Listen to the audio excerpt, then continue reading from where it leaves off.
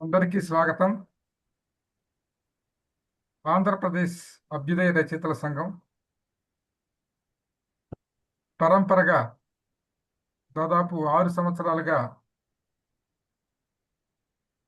సాహిత్య కార్యక్రమాన్ని ఆన్లైన్ ద్వారా నిర్వహిస్తూ విభిన్న అంశాల మీద, విభిన్న ప్రక్రియల మీద పేరుగాంచిన, ప్రఖ్యాతి చెందిన అధ్యాపకులతో, విమర్శకులతో, పరిశోధకులతో ప్రసంగాలు చేస్తూ వస్తుంది.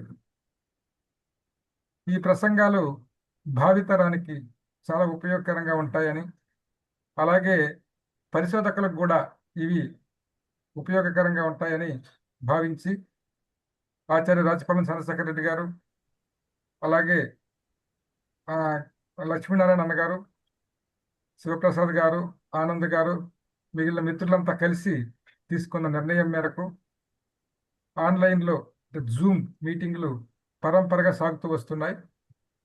ఈ క్రమంలో ఈరోజు ప్రత్యేకంగా జరుగుతున్న ఈ సమావేశానికి మీ అందరికీ నేను స్వాగతం పలుకుతూ ఉన్నాను. ఈ కార్యక్రమాన్ని ప్రారంభించే ముందు ఈనాటి వక్త గురించి 2 మాటలు చెప్పుకోవాల్సిన అవసరం అయితే ఉంది.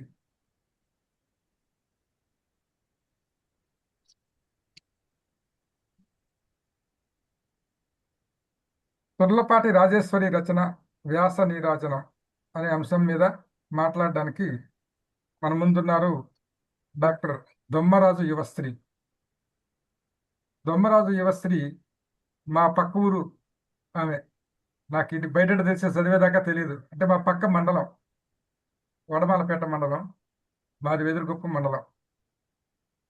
సరే, ఆమె విద్యాభ్యాసం చుట్టుపక్కల చేశారు. ఎందుకంటే పక్కన తిరుపతి ఉంది. తిరుపతిలో అన్ని రకాల విద్యాలయాలు ఉన్నాయి కాబట్టి అక్కడే బిఏ ఓరియంటల్ కళాశాలలో చదివారు. అలాగే ఎంఏ పిహెచ్డి శ్రీ వెంకటేశ్వర విశ్వవిద్యాలయంలో పూర్తి చేశారు. బిఈడి కూడా అక్కడే చదివారు. తాళ్లపాక కవుల దశావతార సంకీర్తనలు అనే అంశం మీద ఆమె పిహెచ్డి పూర్తి చేశారు. 2009లో పట్టా పొందారు. దాదాపు 23 సంవత్సరాల బోధనానుభవం వారికి ఉంది. అందులో 11 సంవత్సరాలుగా విశ్వవిద్యాలయంలో పనిచేస్తున్నారు. సహాయ ఆచార్యులుగా తెలుగు అధ్యయన శాఖ శ్రీ పద్మావతి మహిళా విశ్వవిద్యాలయంలో పనిచేస్తున్నారు. ఆ మహిళా విశ్వవిద్యాలయంలో పనిచేయడం అంటే అంత సామాన్యమైన విషయం కాదు. ఆషామాషిగా పనిచేస్తే కుదరదు. అంత పెద్ద కాంపిటీషన్ ఉంటుంది. అలాంటి చోట పనిచేస్తూ నెట్టుకొని వస్తూ ఉన్నారు. ఆమె మంచి అధ్యాపకురాలే కాదు, మంచి పరిశోధకురాలు కూడా. జాతీయ, అంతర్జాతీయ సదస్సుల్లో పాల్గొని 42 దాకా పరిశోధనా పత్రాలను సమర్పించారు. ఇంకా 65 దాకా జాతీయ, అంతర్జాతీయ సదస్సుల్లో పాల్గొన్నారు. 17 వర్క్షాప్లు, అలాగే 15 ఫ్యాకల్టీ డెవలప్మెంట్ ప్రోగ్రాంలు కూడా వారు చేశారు. అంతేకాకుండా సుమారు ఒక 50 వ్యాసాల దాకా కూడా ప్రచురించబడినట్టు తెలుస్తుంది. వారి స్వహస్తాల మీదుగా 3 పుస్తకాలు వచ్చాయి. ఆమె అనేక చోట కనబడుతూ ఉంటారు. తిరుపతిలో అన్నమాచార్య కళామందిరంలోను, అలాగే వివిధ సాహిత్య కార్యక్రమాల్లో పాల్గొని ఉపన్యాసాలు ఇస్తూ ఉంటారు. అవి తిరుపతి ప్రజలకు బాగా బహుశా పరిచయం. ఎందుకంటే ఆ పేపర్ లోకల్ పేపర్లో వచ్చే మాకు రావు కాబట్టి తెలియదు, కానీ దాదాపు 30 ఉపన్యాసాల దాకా ఇచ్చారు. యూనివర్సిటీ పరిధిలోనే ఆమె చాలా పనులు చేస్తున్నారు. చాలా పనులు అంటే ఒక టీచర్గా సరిపోదు అక్కడ మనం పనిచేస్తే. విశ్వవిద్యాలయం నడపాలంటే దాని చుట్టూ అనేక రకాల అడ్మినిస్ట్రేటివ్ పనులు ఉంటాయి. అవి కూడా చేయాల్సి వస్తుంది. ఆ రకంగా ఇంటర్నల్గా ఉన్న BOS మెంబర్గా చేస్తున్నారు. దాంతోపాటు అసిస్టెంట్ వార్డన్గా, ఎగ్జామినేషన్స్ కోఆర్డినేటర్గా, ఇంటర్నేషనల్ రిలేషన్స్ కమిటీ మెంబర్గా బాధ్యతలు నిర్వహించారు. NSS ప్రోగ్రామ్ ఆఫీసర్గా, IQSC మెంబర్గా, టీచింగ్ అసోసియేషన్ EC మెంబర్గా, కోఆపరేటివ్ సొసైటీ డైరెక్టర్గా, సెక్రటరీగా పలు బాధ్యతలు నిర్వహించారు. ఇవన్నీ ఎందుకు చెప్తున్నామంటే వారు అటు పాలనలోను, ఇటు బోధనలోను రెండిట్లోనూ సమానంగా దూసుకుపోద్దని చెప్పడం కోసమే. అంతేకాకుండా ఈమె కృషికి ఫలితంగా Sarvepalli Radhakrishnan national excellence award, Savitribai Phule పురస్కారం, అలాగే యూనివర్సిటీ నుంచి NSS బెస్ట్ ప్రోగ్రామ్ ఆఫీసర్గా కూడా ఈమె పురస్కారాలు అందుకున్నారు. తర్వాత కళాజ్యోతి అనే జాతీయ పురస్కారం, తర్వాత అన్నమయ్య పురస్కారం లాంటివి వీరికి గౌరవాన్ని తెచ్చిపెట్టిన మరికొన్ని పురస్కారాలు. కర్ణాటక స్టేట్ ఓపెన్ యూనివర్సిటీ మైసూర్లో ఉంది. ఆ విశ్వవిద్యాలయానికి కూడా బోర్డ్ ఆఫ్ ఎగ్జామినర్స్ మెంబర్గా ఉంటున్నారు. దాంతోపాటు ఈ పిఎం ఉషా అనే ఒక ప్రాజెక్ట్ ఉంది. ఆ ప్రాజెక్టులో ఒక కొత్త రకమైన పరిశోధన చేస్తూ ఉన్నారు. కవిత్రయ భారతంలో ప్రతిబింబించే న్యాయ వ్యవస్థ అధ్యయనం ఏఐ సాధనతో సమగ్రపరచడం అనే అంశం మీద చేస్తున్నారు. ఇది కొత్త ప్రాజెక్టుగా చూస్తున్నాం. ఈ ప్రాజెక్ట్ కూడా విజయవంతం చేస్తారని అనుకుంటూ ఉన్నాను. ఇక అంతర్జాలంలో ఒక జాతీయ సదస్సు, అలాగే ధర్మనిధి ఉపన్యాసాలు, వివిధ సాహిత్య కార్యక్రమాలకు హాజరు కావడం, అలాగే తెలుగు శాఖలో ఆ కార్యక్రమం నిర్వహించడం వంటివి నిరంతరం వీరు చేస్తూనే ఉంటారు. దీంతో పాటు వీరు దూరదర్శన్ సప్తగిరి ఛానల్లో మోడరేటర్గా కూడా పనిచేశారు. 2005, 2008, 2011 దాకా పనిచేశారు. అలాగే పలు రేడియో ప్రసంగాలు ఇచ్చారు. దాంతోపాటు అష్టావధానాల్లో కూడా వీరు పాల్గొన్నారు. అంటే బహుముఖ ప్రజ్ఞ వీరికి ఉంది అని చెప్పడం కోసం ఈ 4 మాటలు సరిపోతాయని అనుకుంటూ ఉన్నాను. వీరు మాకు ఎప్పటి నుంచో పరిచయం. దాదాపు విశ్వవిద్యాలయంలో చేరక ముందు IIITలో పనిచేసేవాళ్ళు. IIIT వేంపల్లి.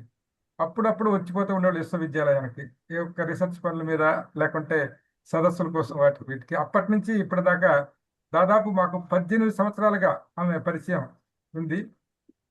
ఎప్పుడు చిరునవ్వుతో తన పని చేసుకొని వెళ్ళిపోతూ ఉంటారు.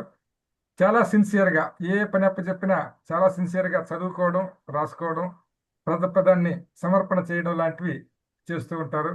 దాంతోపాటు అక్కడ చదువుకున్న విద్యార్థులు మా దగ్గర పీజీ చేస్తున్నారు. వాళ్ళు చెప్తారు, మేడం చాలా మంచి మేడం, మాకు చాలా మంచి డైరెక్షన్ ఇస్తుంది, ఇట్లా చదువుకోమంటారు, అలా చదువుకొని మేము ఇక్కడ దాకా వచ్చామంటే నాకు చాలా సంతోషం ఇస్తుంది.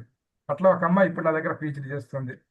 ఆ రకంగా ఒక మంచి మనిషిగా కూడా ఆమెని నేను గుర్తిస్తూ యువశ్రీని ఈరోజు మాట్లాడవలసిందిగా ఆహ్వానిస్తూ ఉన్నాను. యువశ్రీ గారు, మీరు ప్రసంగించండి. మీకు స్వాగతం.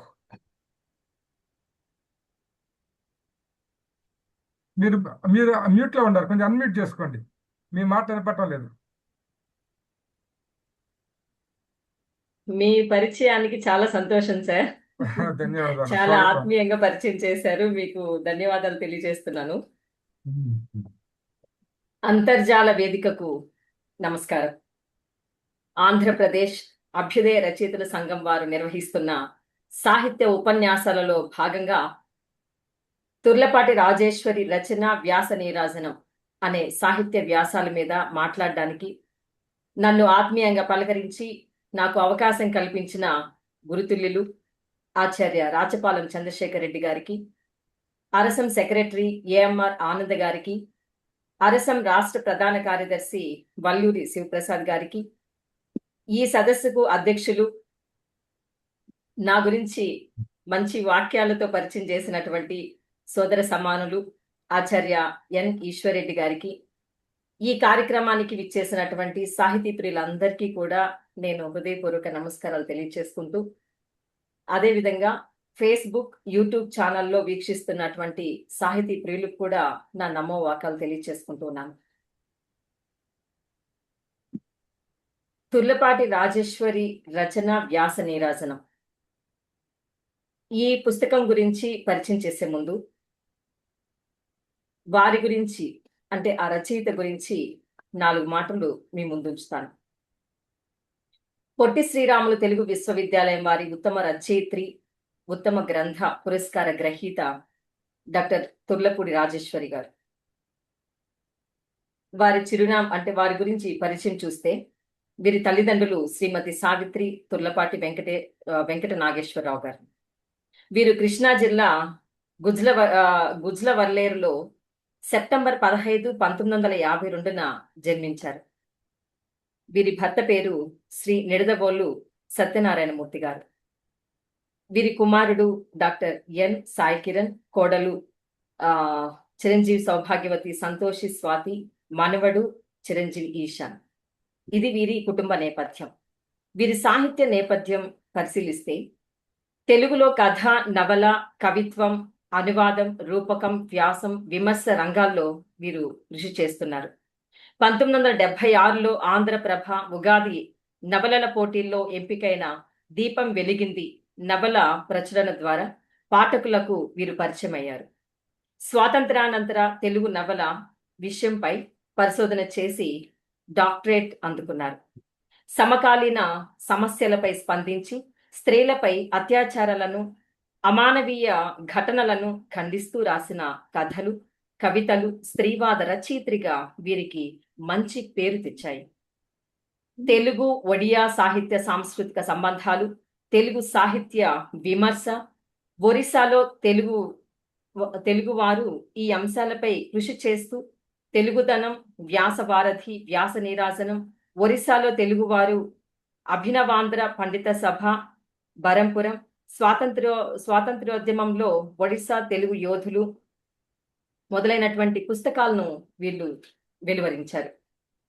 తెలుగు నుంచి ఆంగ్లంలోకి, ఆంగ్లం నుంచి తెలుగులోకి, ఒడియా నుంచి తెలుగులోకి పలు అనువాదాలు కూడా వీరు చేశారని చెప్పొచ్చు. డాక్టర్ జీవి పూర్ణచంద్ తెలుగే ప్రాచీనం గ్రంథానికి ఆంగ్లానువాదం శ్రీ ఎన్ఎస్ మూర్తితో కలిసి చేశారు వీరు. ఆంగ్లం నుండి తెలుగులోకి రవీంద్రుని fruit gathering, Khalil Gibran prophet ను వీరు అనువదించారు. ఒడియా నుండి తెలుగులోకి చేసిన 20 ఒడియా కవితల అనువాదం అమృత ఒడిశా సాహిత్య అకాడమీ వారు ముద్రణ చేశారు దీన్ని. పద్మశ్రీ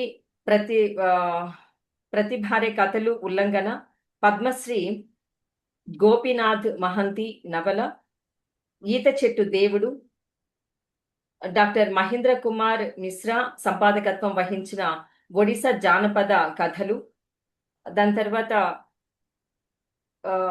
గిర్నార్ చింత్ లాంగూరి దీనికి సంబంధించినటువంటి ఒక పుస్తకము.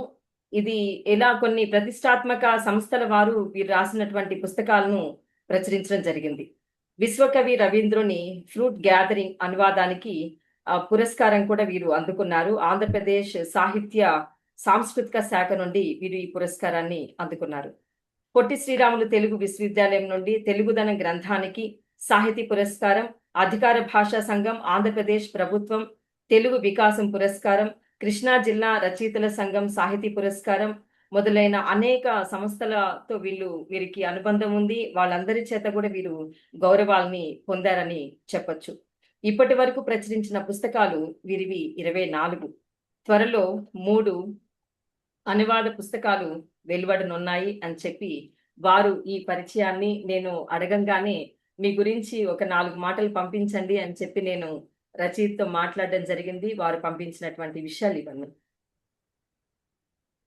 వ్యాస నీరాజనం విషయంకి వస్తే ఇందులో దాదాపు 21 వ్యాసాలు వీరు రాశారు. అందులో కదిలేది కదిలించేది, కనువిప్పును కలిగించేది చాసో కథ, వెంటాడే రావిశాస్త్రి గారి కథలు, మానవతావాద ఉద్యమానికి ఊటబావి ఇనాక్ ఊరబావి కథ, సుజాతారెడ్డి కథల్లో శిల్ప సౌందర్యం, ఒక కరుణ రసాద్ర లోకంలోకి, విశ్వనాథ ఆంధ్రాభిమానం ఆంధ్ర ప్రశస్తి, శివారెడ్డి కవితా శిల్పం, పురి విప్పిన ఊపిరిగా కవితాక్షరాలు, ఎన్ గోపి కవిత్వం, తెలుగు సాహిత్యంలో దేశభక్తి, కవిత్వంగా జీవించిన సోమసుందర్, నవ దృక్పథం కొండెడ్డి సాహిత్య వ్యాసాలు, 3 భాషల రచనల్లో పెళ్లి ముచ్చట మానవీయ దృక్పథం, గురజాడ వారి అగ్నిహోత్రావధాన్లు, ఫకీర్ సేనాపతి, మాద మహంతి, తెలుగు ఒరియా సాహిత్యపు ఒక తులనాత్మక పరిశీలన, ఆధునిక యుగంలో తెలుగేతర రాష్ట్రాలలో తెలుగు సాహిత్యం, జాతీయోద్యమంలో ఒడిశాలో తెలుగు మహిళలు, కళింగంలో తెలుగు ప్రాచీనత, ఒడియా తెలుగు సాహిత్య సంబంధాలు, తెలుగు ఒరియా ఆదాన ప్రదానాలు ప్రభావాలు, సమకాలీన ఒడియా కవిత్వం, ఓహో ఒడియా, అపురూప చిత్రకారుడు డి నారాయణరావు. ఇది వీరి పుస్తకంలో ఉండేటటువంటి వ్యాసాలు. ఎక్కువ మోతాదు ఒరియాకి సంబంధించి, అంటే తెలుగుకి ఒరియాకి సంబంధించినటువంటి భాషలకు సంబంధించినటువంటి వ్యాసాలు మనం గమనించవచ్చు. అయితే మొట్టమొదటి వ్యాసం ఇందులో కదిలేది కదిలించేది, కనువిప్పు కలిగించేది.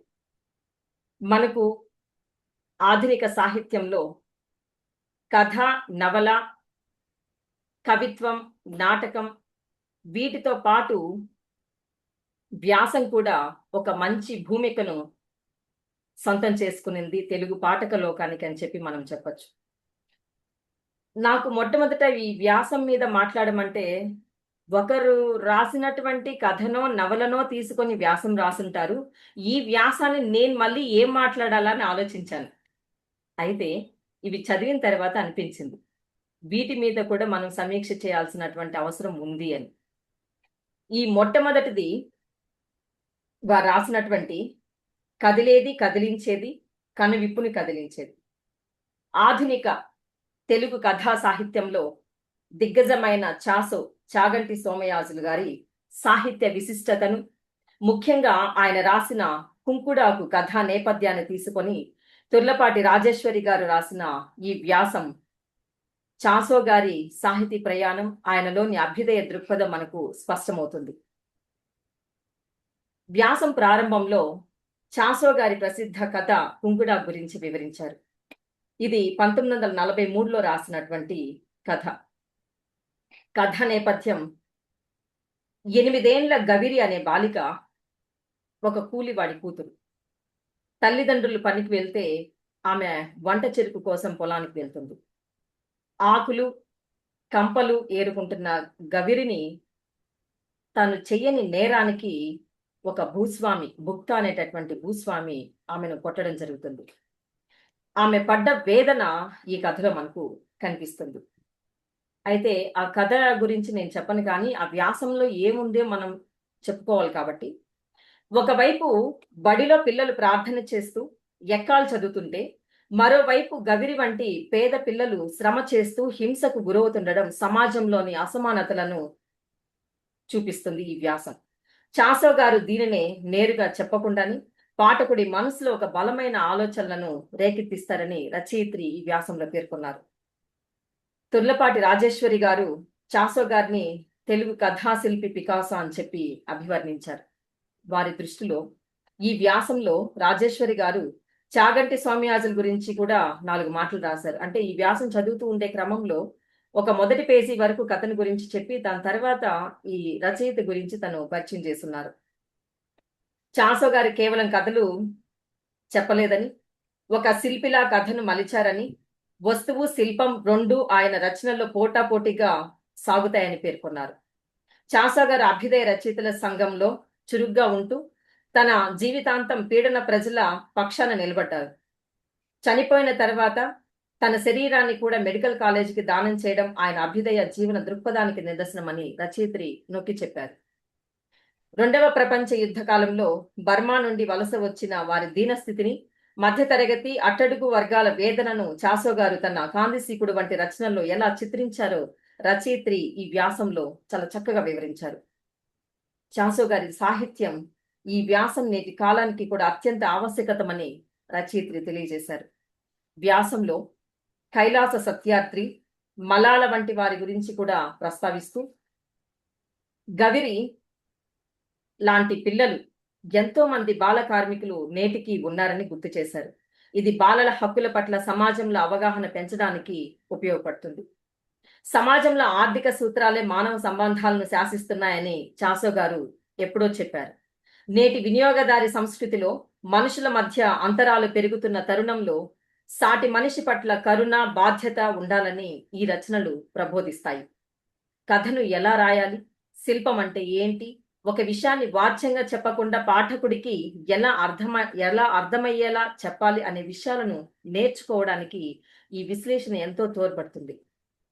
తన కవిత్వాన్ని, కథలను సమాజ శ్రేయస్సు కోసం వాడటమే కాకుండా తన వ్యక్తిగత జీవితాన్ని కూడా ఒక ఆదర్శంగా మలిచిన చాసో గారి జీవితం నేటి తరం రచయితలకు, యువతకు ఒక స్ఫూర్తిదాయకం అని చెప్పి తెలియజేశారు.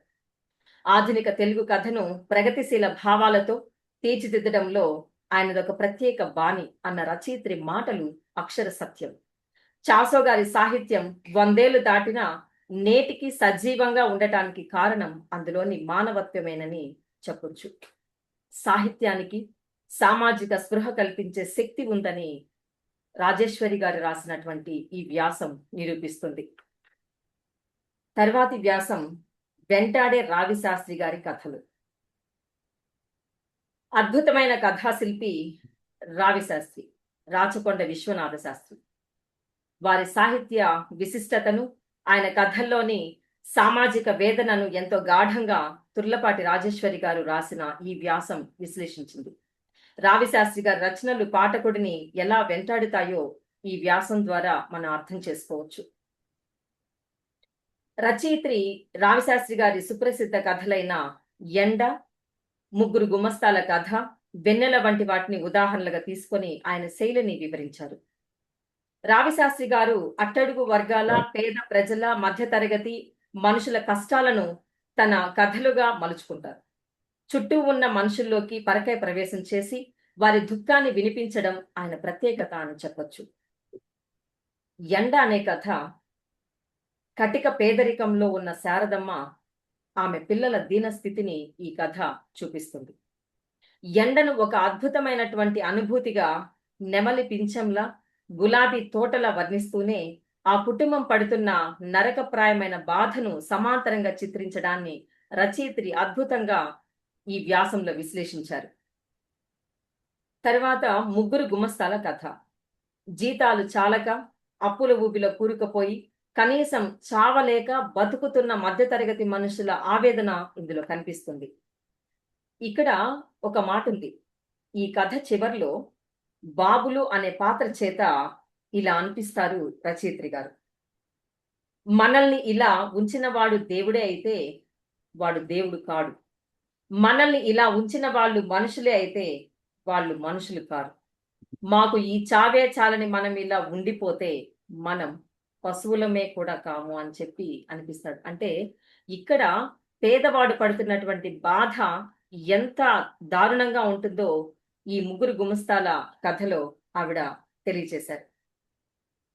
ఇలా ఈ సంభాషణలు ఈ కథలో ఈ సమాజంలోని వ్యవస్థ లోపాలను ఎత్తి చూపుతాయని మనం చెప్పొచ్చు.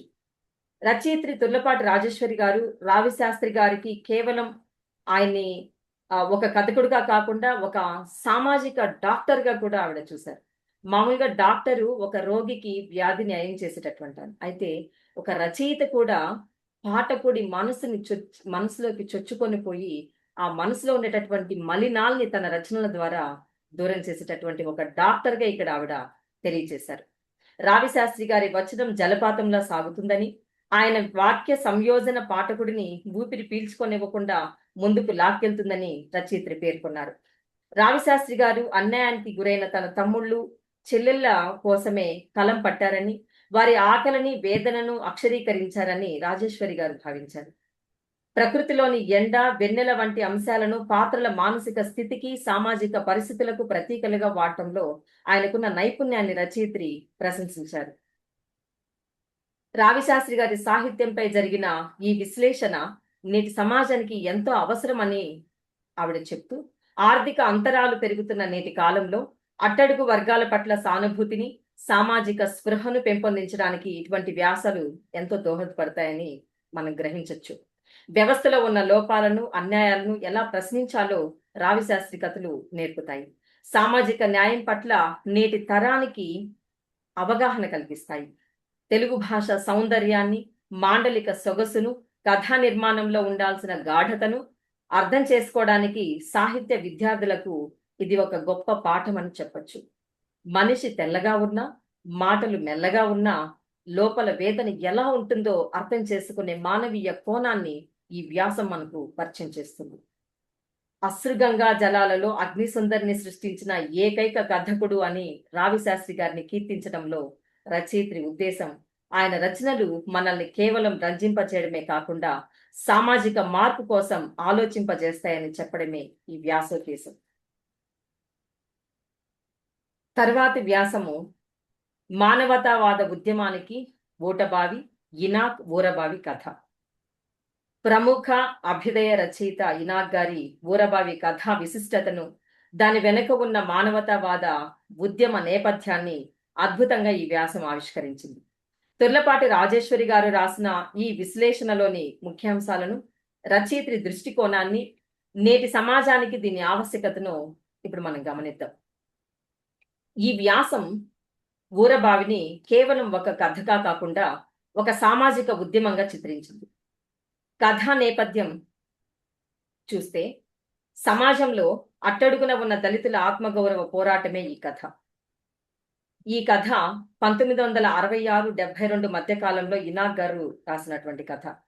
ముఖ్యంగా నీరు అనే ప్రాథమిక అవసరం చుట్టూ అంటరానితనం వల్ల ఏర్పడే సంఘర్షణను ఇక్కడ చూడొచ్చు. ఇందులో ముఖ్య పాత్రలుగా చిదంబరం, అతని భార్యను మనం గమనించవచ్చు. చిదంబరం మానవత్వం కోసం, సమానత్వం కోసం ప్రయత్నించే చైతన్యవంతమైనటువంటి ఒక వ్యక్తి. దేవుడి గుడిలోకి ప్రవేశించడానికి, బస్సులో అందరితో సమానంగా కూర్చోవడానికి అతను చేసిన ప్రయత్నాలు వ్యవస్థలోని కుల దురహంకారాన్ని బట్టబయలు చేస్తాయి. అగ్రవర్ణానికి చెందిన మునసబు తన అధికార బలంతో దళితులను హింసిస్తాడు. కానీ చివరగా తనను తాను రక్షించుకోవడానికి అదే దళితుల సహాయం కోరాల్సి రావడం ద్వారా వ్యవస్థలోని డొల్లతనాన్ని ఇనాక్ గారు ఎత్తి చూపారు. రచయిత్రి తుర్లపాటి రాజేశ్వరి గారు ఈ కథను మానవతావాద ఉద్యమానికి ఊటబావి అని అభివర్ణించారు. రాజారాం మోహన్ రాయ్, జ్యోతిబా పూలే వంటి మహనీయులు ప్రారంభించిన సంస్కరణ ఉద్యమాల కొనసాగింపుగా ఇనాక్ గారి సాహిత్యాన్ని ఆమె చూశారు. కరుణకుమార్, మా ఘోకలే వంటి రచయితల వారసుడిగా ఇనాక్ గారిని గుర్తించారు. కథలో చిదంబరం భార్య పాత్రను ఒక శక్తివంతమైన ఆత్మ గౌరవానికి ప్రతీకగా రచయిత్రి విశ్లేషించారు. అన్యాయాన్ని ఎదిరించి నిలబడే ధైర్యం ఆమెలో కనిపిస్తుందని పేర్కొన్నారు. కథలో నాటకీయత, నిగూఢత రెండు సమపాలలో ఉన్నాయని, పాఠకుడిని ఆలోచింపజేసేలా ఇనాక్ గారు కథా నిర్మాణం చేశారని ఆమె అభిప్రాయపడ్డారు. దాదాపు 60 ఏళ్ల క్రితం నాటి సామాజిక పరిస్థితులపై రాసినటువంటి ఈ వ్యాసం నేటికి ఎంతో ఉపయోగకరమని మనం చెప్పొచ్చు.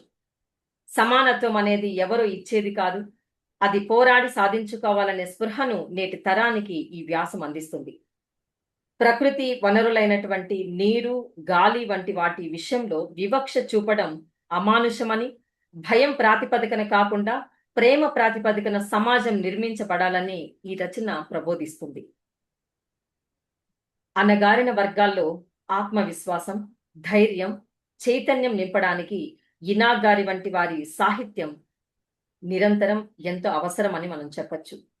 కుల మత వైషమ్యాల కంటే మానవత్వమే గొప్పదని, ఆపదలో ఉన్నప్పుడు మనిషే మనిషికి తోడు రావాలని రాజేశ్వరి గారు రాసినటువంటి ఈ వ్యాసం స్పష్టం చేస్తుంది. అణగారిన వర్గాల్లో ఆత్మ గౌరవ పుష్పాలు పూయించి దిశానిర్దేశం చేసిన ఊరబావి కథ ఒక అద్భుతమైన మానవీయ కావ్యమని రచయిత్రి చేసినటువంటి వ్యాఖ్య అక్షర సత్యం.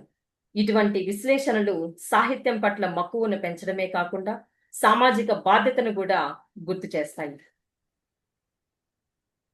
తరువాతి వ్యాసం సుజాతారెడ్డి కథల్లో శిల్ప సౌందర్యం. ప్రముఖ కథా రచయిత్రి ముదిగంటి సుజాతారెడ్డి గారి కథల్లోని శిల్ప సౌందర్యాన్ని, వారి సామాజిక స్పృహను అత్యంత ప్రభావవంతంగా ఈ వ్యాసం విశ్లేషించిందని చెప్పొచ్చు. తుర్లపాటి రాజేశ్వరి గారు రాసిన ఈ విశ్లేషణలోని కొన్ని ముఖ్యాంశాలు. ఈ వ్యాసం ప్రధానంగా సుజాతారెడ్డి గారి కథలోని వస్తు వైవిధ్యం, పాత్రల చిత్రణ, తెలంగాణ జనజీవన చిత్రీకరణపై దృష్టి సారించింది. సుజాతారెడ్డి గారు సమకాలీన సామాజిక సమస్యలను, ముఖ్యంగా స్త్రీల పట్ల సమాజం చూపేటటువంటి వివక్షను, ప్రపంచీకరణ వల్ల మారుతున్న మానవ సంబంధాలను తన కథల్లో ప్రతిబింబిస్తారు. ఆఖరికి మగ మహారాజు ఈ కథలో కథనము ఉత్తమ పురుషులు సాగింది. ఇందులో కథ చెప్పే పాత్ర నేను, సావిత్రి అనే రెండు విభిన్న స్వభావాలు కలిగినటువంటి స్త్రీ పాత్రల ద్వారా పితృస్వామ్య వ్యవస్థలోని అణచివేతను, దానిని ఎదిరించి నిలబడే ధైర్యాన్ని చిత్రించారు. అనుకుగా ఉండే స్త్రీకి, సాహసంతో ఎదిగే స్త్రీకి మధ్య ఉన్న వ్యత్యాసాన్ని రచయిత్రి అద్భుతంగా ఇందులో చూపారు, ఈ కథలో చూపారు. నిశ్శబ్దం అనేటటువంటి ఇంకొక కథ హైటెక్ సంస్కృతిలో, అపార్ట్మెంట్ కల్చర్లో మనుషుల మధ్య పెరుగుతున్న దూరాన్ని, ఒంటరితనాన్ని ఈ కథ ఆవిష్కరిస్తుంది. సాఫ్ట్వేర్ ఇంజనీర్ భార్య అయిన సుకన్య పడే మానసిక వేదనను ఒక పంజరంలోని చిలుకతో పోల్చినటువంటి తీరు అద్భుతంగా కనిపిస్తుంది. తుర్లపాటి రాజేశ్వరి గారు సుజాత రెడ్డి గారిని ఒక విదుషీమణిగా, పరిశోధనను సృజనను రెండు కళ్ళుగా భావించే రచయిత్రిగా చూశారు. కథలో కల్పించినటువంటి వాతావరణం కృతకంగా ఉండకూడదని, జీవితానికి సన్నిహితంగా ఉండాలనే సుజాత రెడ్డి గారి సిద్ధాంతాన్ని రచయిత్రి కొనియాడారు. తెలంగాణ భాష యాసలను, తెలుగు నుడికారాన్ని సందర్భోచితంగా వాడుతూ అతి తక్కువ మాటలతో ఎక్కువ భావాన్ని పండించే సుజాత రెడ్డి గారి శిల్ప నైపుణ్యాన్ని ప్రశంసించారు. పితృస్వామ్య సంస్కృతిని ప్రశ్నించే సావిత్రి వంటి పాత్రల ద్వారా రచయిత్రిలోని అభ్యుదయ భావాలను ఆవిష్కరించారు. సుజాత రెడ్డి గారి కథలపై జరిగినటువంటి ఈ విశ్లేషణ నేటి కాలానికి ఎంతో అవసరమని చెప్పచ్చు. ఆధునిక జీవన శైలిలో ఆర్థిక సంపాదన కోసం పరిగెడుతూ కుటుంబ సభ్యుల మధ్య ఉండాల్సిన అనురాగాన్ని, సమయాన్ని ఎలా కోల్పోతున్నామో నిశ్శబ్దం కథ ద్వారా మనం తెలుసుకోవచ్చు. కష్టాల్లో ఉన్నప్పుడు కుంగిపోకుండా తన కాళ్ళ మీద తాను నిలబడి సమాజంలో గౌరవప్రదంగా ఎలా ఎదగాలో సావిత్రి పాత్ర ద్వారా మహిళలకు స్ఫూర్తినిస్తుంది.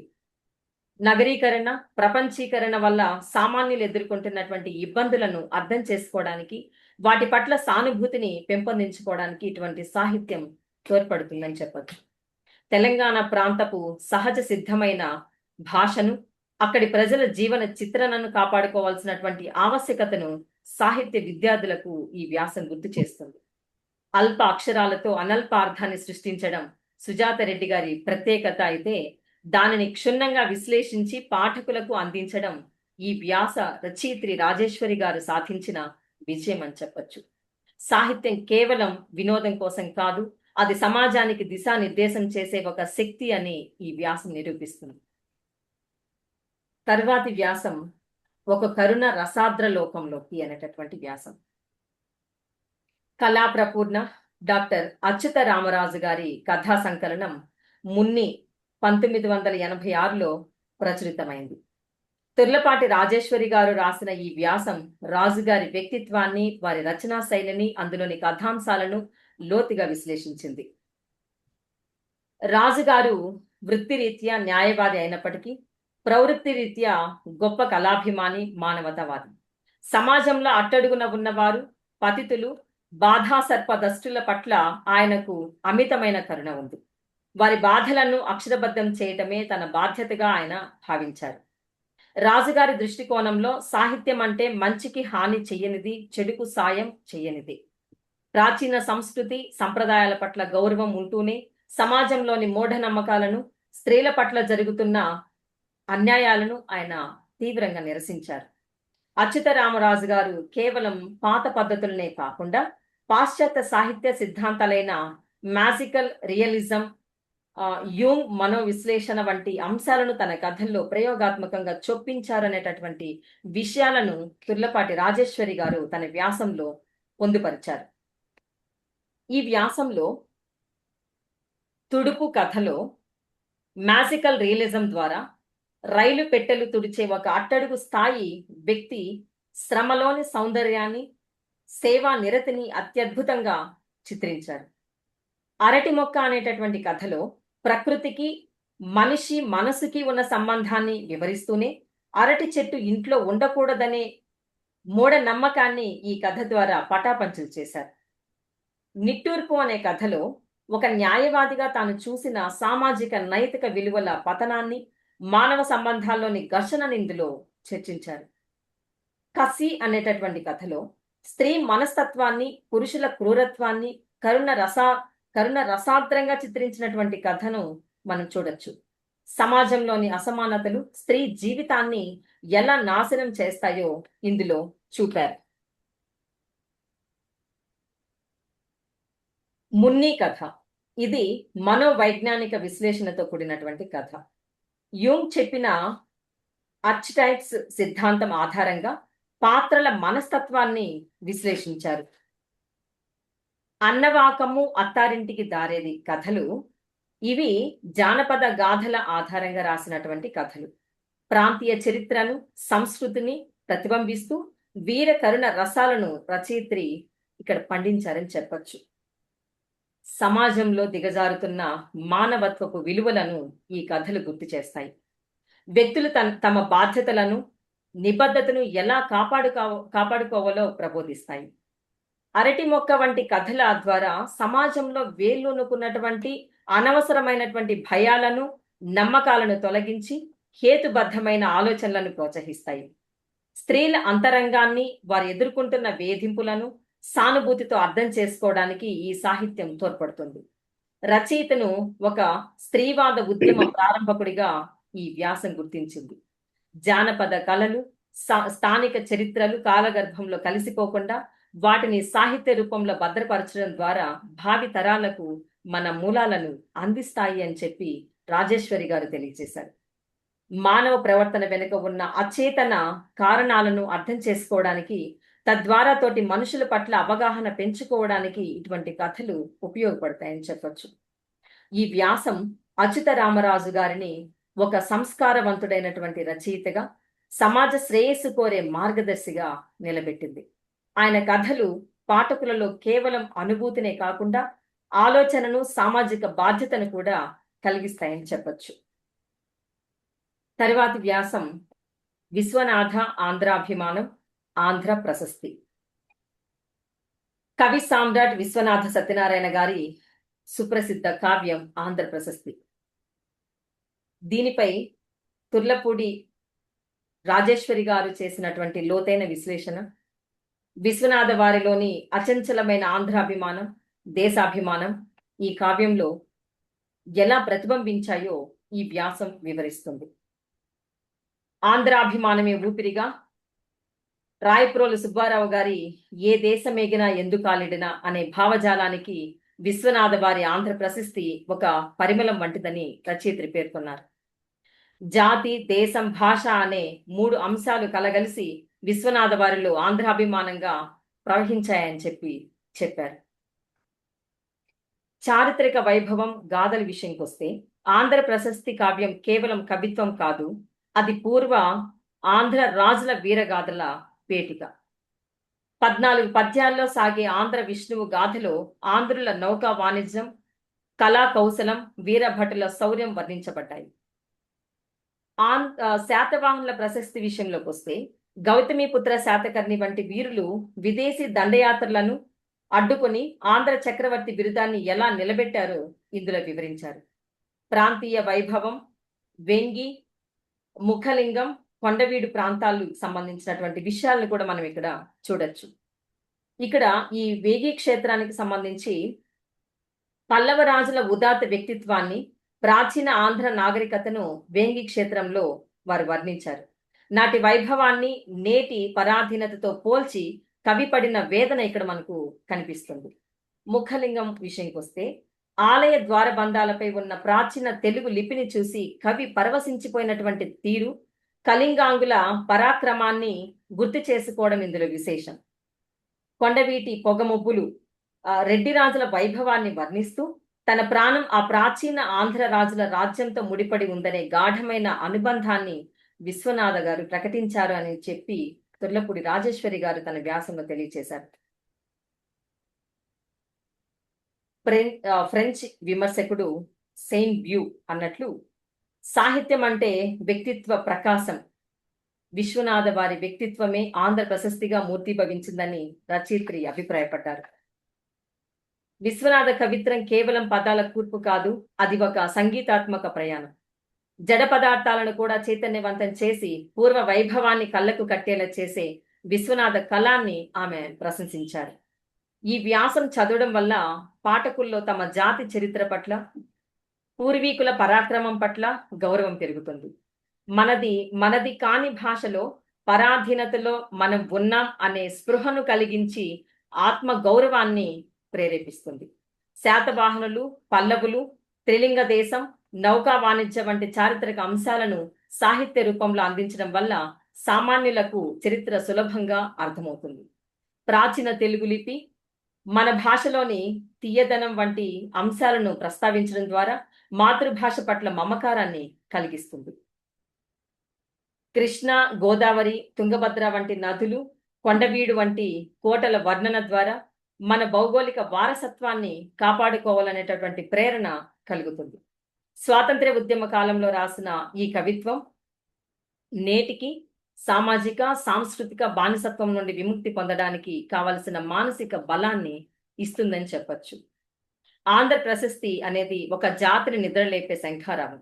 విశ్వనాథ వారు నాటిన ఆ స్తంభం తెలుగు సాహిత్యంలో చిరస్థాయిగా నిలిచిపోతుందని, అది మనందరికీ స్ఫూర్తిదాయకమని ఈ వ్యాసం చక్కగా నిరూపించింది. తరువాతి వ్యాసం శివారెడ్డి కవితా శిల్పం. ఈ శివారెడ్డి కవితా శిల్పం అనేటటువంటి వ్యాసాన్ని క్షుణ్ణంగా పరిశీలిస్తే, తుర్లపాటి రాజేశ్వరి గారు ప్రముఖ కవి కె శివారెడ్డి గారి కవిత్వంలోని లోతును, శిల్పాన్ని ఈ వ్యాసంలో అద్భుతంగా విశ్లేషించారని చెప్పొచ్చు. వ్యాసకర్త శివారెడ్డి గారిని కేవలం కవిగా కాకుండా కవితా శివుడు అని చెప్పి వర్ణించారు. శివుడు ఎలాగైతే తాండవం చేస్తాడో, శివారెడ్డి గారి కవిత్వంలో కూడా ఒక శక్తివంతమైన చైతన్యం, లయ ఉంటాయని దీని అర్థం. ఆయన కవిత్వానికి విద్యార్థి ఉద్యమాలు, భూ పోరాటాలు, వామపక్ష భావజాలం పునాదులుగా ఉన్నాయని ఈ వ్యాసం స్పష్టం చేస్తుంది. శివారెడ్డి గారి కవితా శిల్పంలో 2 ప్రధాన అంశాలను మనం గమనించవచ్చు. ఒకటి ఏంటంటే ప్రకృతి, ఇంకోటి ఏంటంటే గ్రామీణ సంస్కృతి. చెట్లు, పిట్టలు, పువ్వులు, గాలి, సముద్రం వంటి ప్రకృతి శక్తులు, పల్లెటూరితో ఆయనకున్న అనుబంధం ఆయన కవిత్వానికి ఒక మట్టి వాసనను, జీవకళను ఇస్తుందని చెప్పొచ్చు. వస్తువును కేవలం వర్ణించడమే కాకుండా దానికి ఒక రూపాన్నిచ్చే శిల్పిగా ఆయనను వ్యాసకర్త అభివర్ణించారు. ఈ వ్యాసంలో 3 ముఖ్యమైనటువంటి కవితా రూపాలను వీరు ప్రస్తావించారు. ఒకటి వాడొక పిట్ట, రెండోది మొక్క పిట్ట, మూడోది మాట పిట్ట. వాడొక పిట్ట, ఇక్కడ అక్షరం ఒక పిట్టతో పోల్చబడింది. పిట్ట అంటే స్వేచ్ఛకు, చైతన్యానికి ప్రతీక. అక్షరం అనేది కవి కలం మీద వాలి ప్రకృతి అంతటా విస్తరించి చివరకు ఒక జాలరిని సైతం కవిగా, గాయకుడిగా మార్చగల శక్తి కలదని వివరించారు. అక్షరం సామాన్యుడి చేతిలో ఆయుధం అవుతుందని చెప్పడం ఆయన విప్లవాత్మక కోణాన్ని చూపుతుంది. మొక్క పిట్ట, ఇది ఒక అద్భుతమైనటువంటి ప్రయోగం. భూమిలో నుంచి మొలకెత్తే మొక్కను పిట్టతో పోల్చారు. అంటే మొక్కకు రెక్కలు ఉంటే అది భూమి లోపలికి అంటే వేర్లతో, ఆకాశంలోకి కొమ్మలతో ఎలా విస్తరిస్తుందో అక్షరం కూడా అలాగే సర్వాంతర్యామి అని కవి భావన. మాట పిట్ట, మనిషి మాట యొక్క వివిధ రూపాలను ఇక్కడ చర్చించారు. మాట ఒక్కోసారి పిట్టలా మృదువుగా, ఒక్కోసారి పాములా విషపూరితంగా, మరొకసారి వెన్నెల వాగులా ప్రశాంతంగా ఉంటుందని వర్ణించారు. వ్యాసకర్త తుర్లపాటి రాజేశ్వరి గారు శివారెడ్డి గారి కవిత్వాన్ని కేవలం అక్షరాల కూర్పుగా కాకుండా ఒక దర్శనంగా చూశారు. కవి బాహ్య నేత్రాలకు కనబడని సత్యాలను అంతర్నేత్రంతో చూస్తారని, ఆ అనుభూతిని పాఠకులకు కలగజేస్తారని విశ్లేషించారు. సమాజంలోని చీకటిని చీల్చే దీపంలా కవిత్వాన్ని ఆమె ప్రతిపాదించారు. ఈ విశ్లేషణ ద్వారా సమాజానికి కలిగేటటువంటి ప్రయోజనాలను కానీ మనం ఆలోచిస్తే, అక్షర శక్తిని గుర్తించడం అంటే అక్షరం కేవలం చదువుకే కాదు, అణచివేతకు గురైన వర్గాలకు ఒక ఆయుధమని, వెలుగు అని ఈ వ్యాసం గుర్తు చేస్తుంది. ప్రకృతితో అనుబంధాన్ని గన మనం గమనిస్తే, ఆధునిక జీవనంలో మనిషి ప్రకృతికి దూరం అవుతున్నాడు. ఈ కవిత్వం ద్వారా మనిషిని తిరిగి ప్రకృతి వైపు, పల్లెటూరి మూలాల వైపు మళ్లించే ప్రయత్నం జరిగిందని మనం అర్థం చేసుకోవచ్చు. భాషా సౌందర్యం విషయంకి వస్తే, సామాన్యమైన పదాలతోనే ఎంతటి గొప్ప భావ చిత్రాలను సృష్టించవచ్చో ఈ వ్యాసం నేర్పుతుంది. సామాజిక బాధ్యత విషయానికి వస్తే, కవి సమాజంలో ఒక దీపధారిగా ఉండి అందరికీ దారి చూపాలని, వేదనలను భరించి వెలుగును పంచాలని చెప్పడం ద్వారా సామాజిక బాధ్యతను గుర్తు చేస్తుంది. మొత్తంగా ఈ వ్యాసం శివారెడ్డి గారి కవిత్వంలోని శక్తిని, సౌందర్యాన్ని మేళవించి మనకు రాజేశ్వరి గారు పరిచయం చేశారు. ఒక అక్షరం ప్రపంచాన్ని ఎలా మార్చగలదో చెప్పడమే ఈ వ్యాసంలో ఉండేటటువంటి పరమార్థం. తర్వాతి వ్యాసం పురి విప్పిన ఊపిరిగా కవితాక్షరాలు ఎన్ గోపి కవిత్వం. తుర్లపాటి రాజేశ్వరి గారు ప్రముఖ కవి, కేంద్ర సాహిత్య అకాడమీ పురస్కార గ్రహీత. డాక్టర్ ఎన్ గోపి గారి కవిత్వంలోని తాత్వికతను, సామాజిక స్పృహను ఈ వ్యాసంలో అద్భుతంగా విశ్లేషించారు. వ్యాసకర్త గోపి గారిని అక్షర సేద్యం చేస్తున్నటువంటి కవిగా రచయిత్రి అభివర్ణించారు. కవి అంటే ఎవరు అనే ప్రశ్నకు గోపి గారి కవితా పాదాల ద్వారా సమాధానమిచ్చారు. కవి అంటే అమ్మ లాంటివాడు, కవి అంటే ఆత్మీయ మిత్రుడు, కవి అంటే చీకటిని వెళ్ళగొట్టే గూట్లోని దీపం. ఆయన కవిత్వం తెలంగాణ పల్లె మట్టి వేర్ల నుంచి మొలకెత్తిందని, సామాన్య శబ్దాలకే రమణీయార్థ ప్రతిపాదక శక్తిని ఇచ్చిందని విశ్లేషించారు. వ్యాసంలో గోపి గారి కవితా సంపుటాలైన పురివిప్పిన ఊపిరి, మల్లి విత్తనం, మట్టి ధాతువులు వంటి వాటిని ప్రస్తావిస్తూ ఈ క్రింది అంశాలను వారు చర్చించారు. శ్రామిక జీవన సౌందర్యం, నానీలు, ప్రకృతి మానవ సంబంధాలు, వస్తు వైవిధ్యం, ఇలా వారు తన వ్యాసంలో రాసుకున్నారు. సామాన్య శ్రామికులను కవి గొప్పగా గౌరవించారు. కుమ్మరిని భూగోళాన్ని తిప్పే మహావిష్ణువుగా, చెప్పులు కుట్టే మోచిని తెగిపోయిన రెక్కలను అతికించే అపర సూర్యుడిగా వారు వర్ణించడం ఆయన కవిత్వంలోని ఉన్నత దృక్పథానికి నిదర్శనంగా చెప్పొచ్చు. తెలుగు సాహిత్యంలో నానీలు అనే ప్రక్రియను ప్రవేశపెట్టి నానీల నాన్నగా గోపి గారు పొందిన విశిష్ట స్థానాన్ని వ్యాసకర్త ఇక్కడ గుర్తు చేశారు. పిల్లపాట కవిత ద్వారా బాల్య స్మృతులను, ప్రకృతితో ఉన్న ఆత్మీయ అనుబంధాన్ని చర్చించారు. ఆంగ్ల కవి వర్డ్స్వర్త్ కవిత్వంతో గోపి గారి కవిత్వాన్ని పోలుస్తూ ప్రకృతి స్వయంగా కవి చేతిలో కలం పట్టి రాయించుకున్నట్లు ఉంటుందని మాథ్యూ ఆర్నాల్డ్ మాటలను ఇక్కడ ఉటంకించారు. చిలకొయ్య వంటి సామాన్య వస్తువులపై కూడా కవి హృదయంతో స్పందించి వాటికి చేతనత్వాన్ని ఆపాదించినటువంటి తీరును వివరించారు. వ్యాసకర్త గోపి గారి కవిత్వాన్ని కేవలం అక్షరాలుగా కాకుండా ఒక విశ్వమానవ ప్రేమ లక్షణంగా చూశారు. కవి అంటే మానవత్వానికి రక్షగా నిలిచేవాడని, ప్రజల పక్షం వహించి ఉడికే అన్నం మీద ఆకలి కడుపుల పేర్లు రాసేవాడు అని ఆమె విశ్లేషించారు.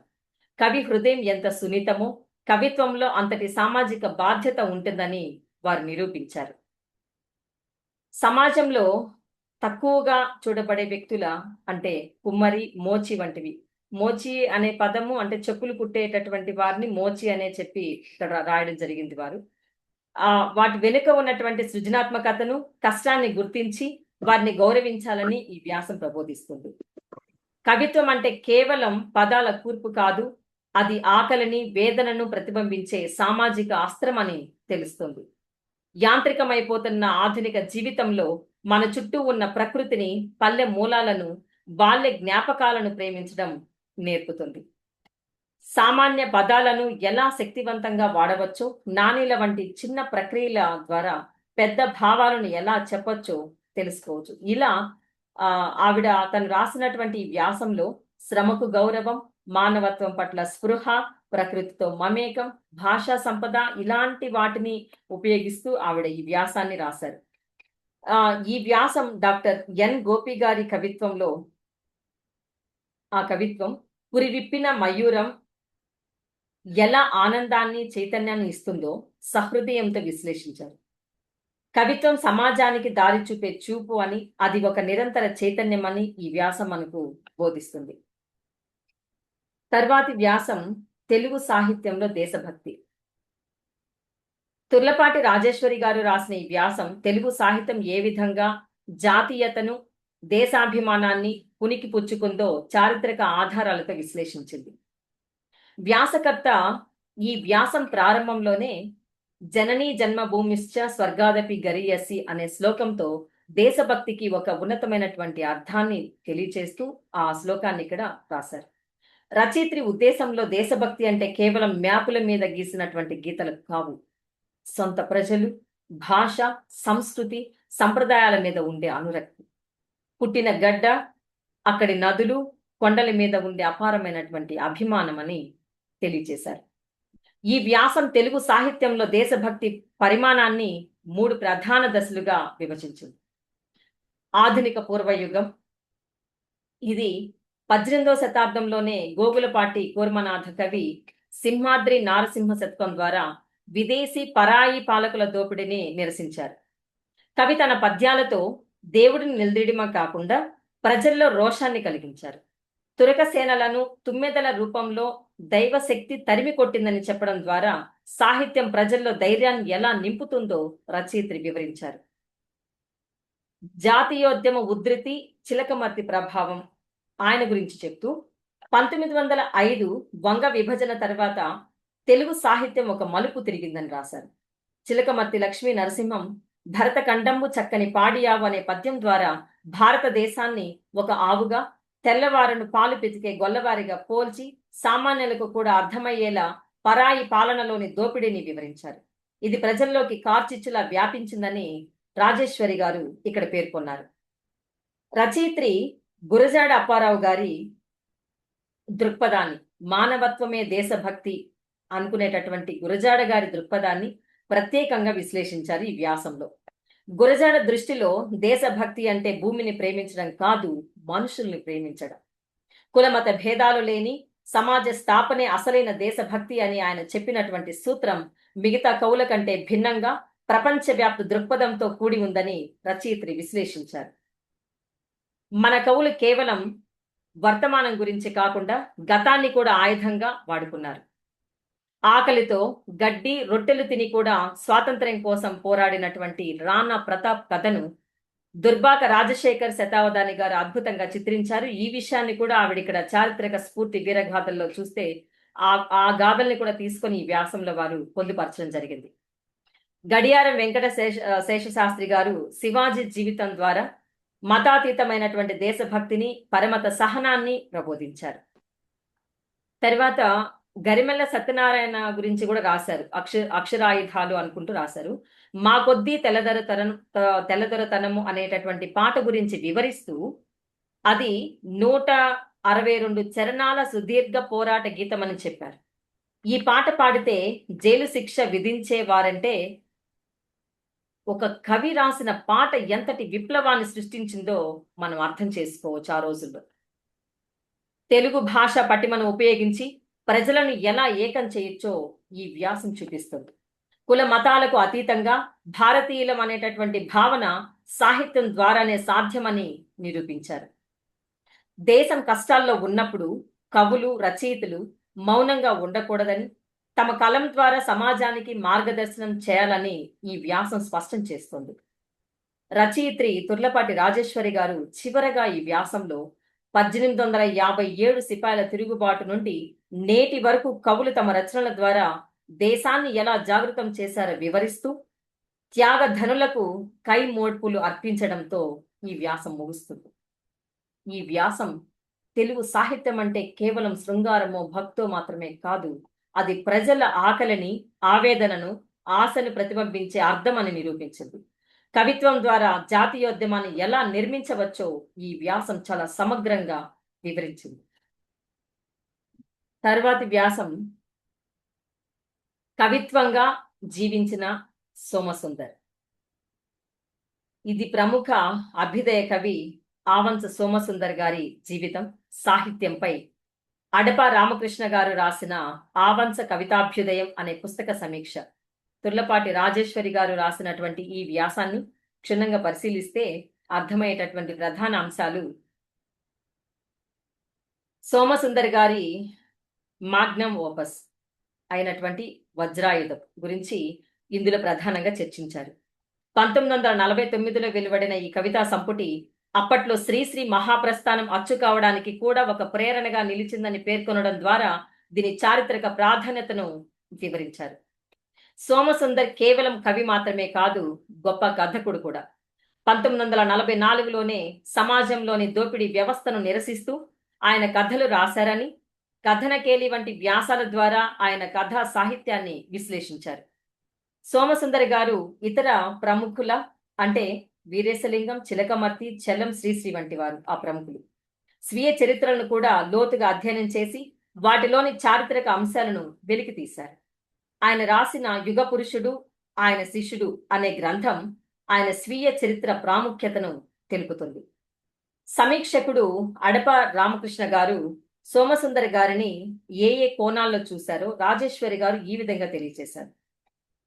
సోమసుందర్ గారిని ఒక విప్లవ గీతంగా, హద్దులేని అధ్యయనశీలిగా అభివర్ణించారు.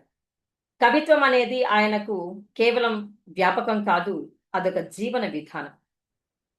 కాలానికి కవిత్వం కాపలా దీపం అని నమ్మిన కవి సోమసుందర్.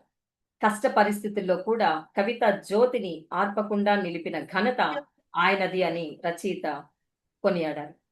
ఒక గొప్ప మేధావి కన్ను మూసిన తర్వాత ఆయన సాహిత్య కృషిని మరుగున పడనీయకుండా ఒక పుస్తక రూపంలో తీసుకురావడం ద్వారా రామకృష్ణ గారు సమకాలీన కవిపై ఉన్న గౌరవాన్ని చాటుకున్నారు అని రచయిత తెలియజేశారు.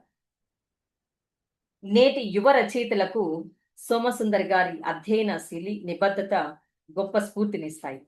సాహిత్యం ద్వారా సమాజంలోని దోపిడీని ఎలా ప్రశ్నించవచ్చో ఇది నేర్పుతుంది. గత తరానికి చెందిన గొప్ప కవుల రచనలను, వారి ఆలోచన దృక్పథాన్ని ఈ వ్యాసం ద్వారా నేటి తరానికి అందించడం వల్ల తెలుగు సాహిత్య వారసత్వం కాపాడబడుతుంది. సమాజంలోని వాస్తవాలను, దోపిడీని అక్షరబద్ధం చేయటమే కవి బాధ్యత అనే సందేశం ఈ వ్యాసం ద్వారా ప్రజలకు అందుతుంది. ఈ వ్యాసం ఆవంచ సోమసుందర్ గారిని ఒక అక్షర వజ్రాయుధ యోధుడిగా చిత్రించింది. ఒక వ్యక్తి తన కవిత్వమే జీవితంగా ఎలా బతకగలడో ఈ వ్యాసం ద్వారా మనకు అర్థమవుతుంది. అడప రామకృష్ణ గారి ఈ సమీక్ష తెలుగు సాహిత్య అభిమానులందరూ తప్పక చదవదగింది. తరువాతి వ్యాసం నవదృక్పథం కొండ్రెడ్డి సాహిత్య వ్యాసాలు. తుర్లపాటి రాజేశ్వరి గారు ప్రముఖ రచయిత కొండ్రెడ్డి వెంకటేశ్వర రెడ్డి గారు రాసినటువంటి సాహిత్య వ్యాసాల సంకలనపై చేసినటువంటి సమీక్ష ఇది. ఈ వ్యాసాన్ని క్షుణ్ణంగా పరిశీలిస్తే కొండ్రెడ్డి గారి నవదృక్పథంలోని 42 వ్యాసాల సారాంశాన్ని, ఆయన సాహిత్య దృక్పథాన్ని చర్చిస్తుంది. సాహిత్యం అనేది కేవలం వినోదం కోసం కాకుండా సామాజిక బాధ్యతతో కూడి ఉండాలని ఈ వ్యాసం చెబుతుంది. వ్యక్తిగత స్వార్థానికి సాహిత్యం అమ్ముడు పోకూడదనే కఠినమైన హెచ్చరిక ఇందులో ఉంది. 1960ల తర్వాత వచ్చిన ఆధునిక అనంతర వాదంలోని లక్షణాలను, సంప్రదాయార్థాలను తిరగరాస్తూ కొత్త పదబంధాలను సృష్టించడాన్ని కొండ్రెడ్డి గారు లోతుగా విశ్లేషించారు. అర్ధరహితమైన కవిత్వం ఆధునిక అనంతర కవిత్వం కాదని ఆయన స్పష్టం చేశారు. 2012 ప్రపంచ తెలుగు మహాసభల నేపథ్యంలో తరగతి గదుల్లో మాతృభాషను విస్మరించడం మాతృ ప్రేమకు దూరం అవ్వడమే అని ఆయన సూటిగా ప్రశ్నించారు. కొండ్రెడ్డి వెంకటేశ్వర రెడ్డి గారి ఆలోచన విధానాన్ని సమీక్షకురాలు రాజేశ్వరి గారు ఇలా ఆవిష్కరించారు. ఒక కవి సామాజిక వైద్యుడు. ఇందాకే నేను చెప్పాను ఒక వ్యాసంలో కవిని వైద్యుడు అన్నారని. రాజకీయ, ఆర్థిక, సామాజిక సమస్యలను ఎత్తిచూపి సమాజంలో చైతన్యం తీసుకురావడమే కవి ప్రధాన లక్షణమని దీని ఉద్దేశం, ఈ మాట ఉద్దేశం అని చెప్పి ఆవిడ ఇక్కడ తెలియజేశారు. కులం, మతం, ప్రాంతం, వర్గం అనే ముసుగుల్లో కవులు ముఠాలుగా ఏర్పడడం సమాజానికి హానికరమని ఆయన బాధపడ్డారు. సాహిత్యం విశ్వజనీనంగా ఉండాలని ఆయన కోరుకున్నారు అనే విషయాన్ని రాజేశ్వరి గారు ఈ వ్యాసంలో తెలియజేశారు. సాహిత్యం అచ్చేసుకోవడం పట్ల ఉండే మోజును, అడ్డదిడ్డంగా రాసే రాతలను ఆయన నిర్మోహమాటంగా విమర్శించారన్నారు. సాహిత్యం ద్వారా ప్రజాస్వామ్య విలువలను ఎలా కాపాడుకోవాలో ఇది దిశానిర్దేశం చేస్తుంది. రాజకీయ సమస్యలు దేశానికి గొడ్డలి పెట్టుగా మారుతున్న తరుణంలో రచయితల బాధ్యతను ఈ వ్యాసం గుర్తు చేస్తుంది. మాతృభాష ప్రాముఖ్యతను గుర్తు చేస్తూ తెలుగు వెలుగులను కాపాడుకోవాల్సినటువంటి ఆవశ్యకతను ఈ వ్యాసం నొక్కి చెబుతుంది. సాహిత్య విద్యార్థులకు ఆధునిక అనంతర వాదం వంటి సంక్లిష్టమైన అంశాలను సులభంగా అర్థం చేసుకోవడానికి ఈ విశ్లేషణ తోడ్పడుతుందని చెప్పొచ్చు. మంచి అన్నది పెంచుమన్నా అన్న గురజాడ సూక్తికి నిలువుటద్దంగా కొండ్రెడ్డి గారి వ్యాసాలు ఉన్నాయని రాజేశ్వరి గారు అభివర్ణించారు. సామాజిక చైతన్యం కోసం, సాహిత్యంలోని కుళ్ళును కడిగివేయడం కోసం ఈ వ్యాసాలు ఒక నవ దృక్పథాన్ని అందిస్తాయని చెప్పొచ్చు. తర్వాతి వ్యాసం 3 భాషల రచనల్లో పెళ్లి ముచ్చట మానవీయ దృక్పథం. ఈ పేరుతో తుర్లపాటి రాజేశ్వరి గారు రాసినటువంటి చక్కని విశ్లేషణాత్మకమైనటువంటి వ్యాసం అని చెప్పొచ్చు. ఎందుకు అనంటే తెలుగు, ఒడియా, తులు భాషల్లో వచ్చినటువంటి 3 ప్రసిద్ధ సామాజిక సంస్కరణాత్మక రచనల గురించి ఇందులో చర్చించారు ఈ వ్యాసంలో. ఈ వ్యాసం ప్రధానంగా 19వ శతాబ్దం చివర్లో, 20వ శతాబ్దం మొదట్లో వచ్చినటువంటి 3 ముఖ్యమైన రచనలను పోల్చి చూపిస్తుంది. తెలుగులో గురజాడ అప్పారావు గారు రాసినటువంటి కన్యాశుల్క నాటకం, ఒడియాలో ఫకీర్ మోహన్ సేనాపతి గారి మాద మహంతింకో కన్యాసున అంటే మాద మహంతి కన్యాశుల్కం, తులు భాషలో కె విఠల్ హెగ్డే గారు రాసినటువంటి మది మాళ్ళత్తు మదిమాయే అంటే పెళ్లి కూతురు కాదు పెళ్లి కొడుకు అనేటటువంటి పుస్తకాలు. ఈ 3 రచనల మధ్య ఒకే విధమైన సామాజిక ఇతివృత్తం ఉంది. అప్పట్లో సమాజాన్ని పీడిస్తున్న ప్రధాన దురాచారాలను ఇవి ఎత్తిచూపాయి.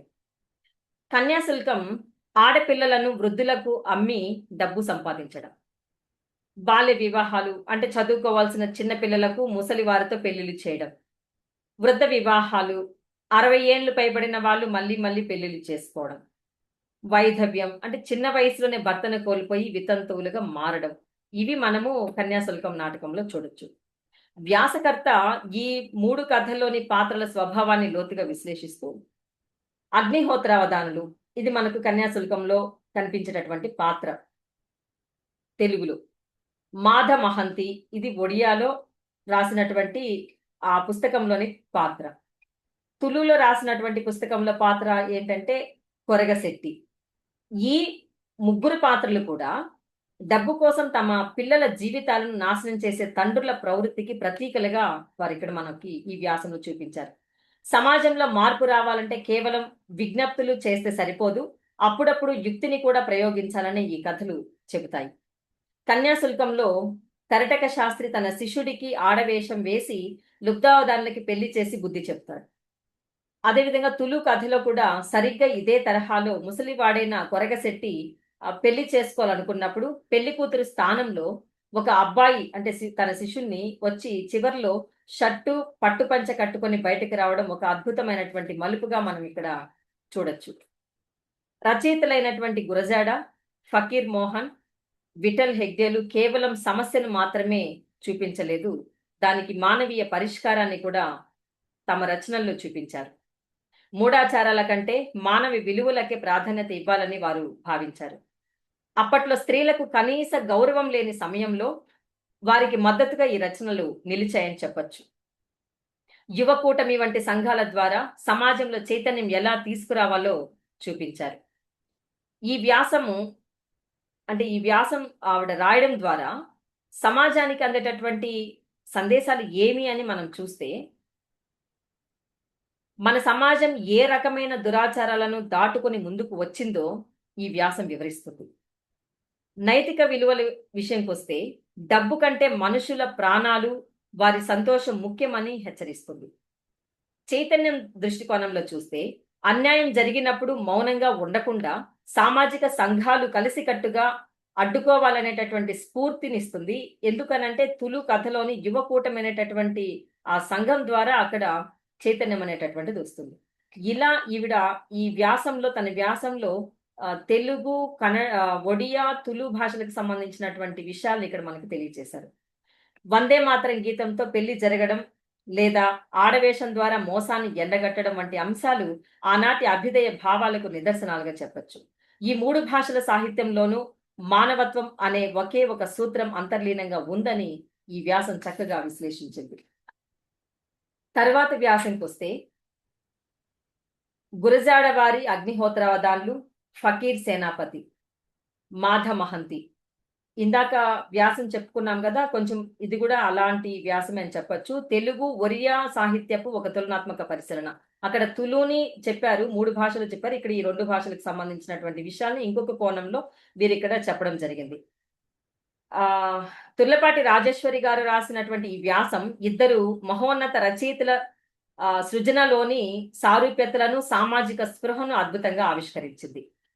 ఈ వ్యాసం ప్రధానంగా ఇద్దరు సమకాలీన రచయితల గురించి చర్చిస్తుంది. గురజాడ అప్పారావు ఆధునిక తెలుగు సాహిత్య వైతాళికుడు. ఫకీర్ మోహన్ సేనాపతి ఆధునిక ఒడియా సాహిత్య పితామహుడు. వీరిద్దరూ తమ తమ భాషల్లో వాడుక భాష ఉద్యమానికి, సామాజిక సంస్కరణలకు నాంది పలికారు. ఫకీర్ మోహన్ గారికి తెలుగు భాష తెలిసి ఉండటం, ఆయన బాల్యం కొంతకాలం శ్రీకాకుళం జిల్లాలో గడపటం ఒక ఆసక్తికరమైనటువంటి అంశంగా చెప్పొచ్చు. వ్యాసకర్త ఈ ఇద్దరు రచయితల సృజనలోని ప్రధాన విలన్ పాత్రలను పోల్చి చూపారు. ధన పిశాచం ఎవరునంటే అగ్నిహోత్రావధానులు కన్యాశుల్కంలో, అదేవిధంగా మాధ మహంతి కన్యాశుల్కంలో ఒడియాలో వచ్చినటువంటి పుస్తకం. ఇద్దరు పరమ లోభులు అని చెప్పొచ్చు, అజ్ఞానులు, మూర్ఖులు అని కూడా వారు అక్కడ తమ వ్యాసంలో పొందుపరిచారు. వీరికి డబ్బు తప్ప మరే ఇతర మానవీయ విలువలు తెలియవు అని చెప్పారు. కసాయి తండ్రులుగా కూడా వీళ్ళని అక్కడ తను చెప్పారు. కన్నబిడ్డలని కూడా చూడకుండా కేవలం కన్యాశుల్కం అంటే డబ్బు కోసం పసిపిల్లలను వృద్ధులకు కట్టబెట్టే కసాయిలుగా వీరిని వారు చిత్రించారు.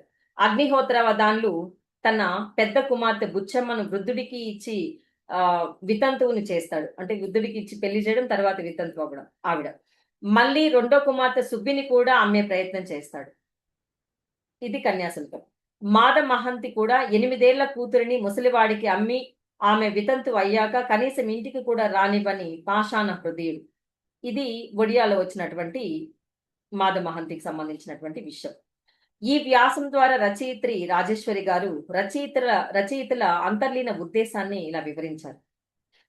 ఏంటంటే, కుటుంబ వ్యవస్థలో స్త్రీకి విలువ ఇవ్వకుండా ఆమెను ఒక వస్తువులా చూసే పురుషాధిక్యతను ఈ పాత్రల ద్వారా రచయితలు ఎండగట్టారు.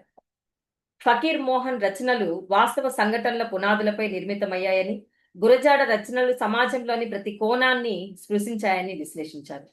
సమస్యని కేవలం చర్చించడమే కాకుండా కర్ణాటక శాస్త్రి లేదా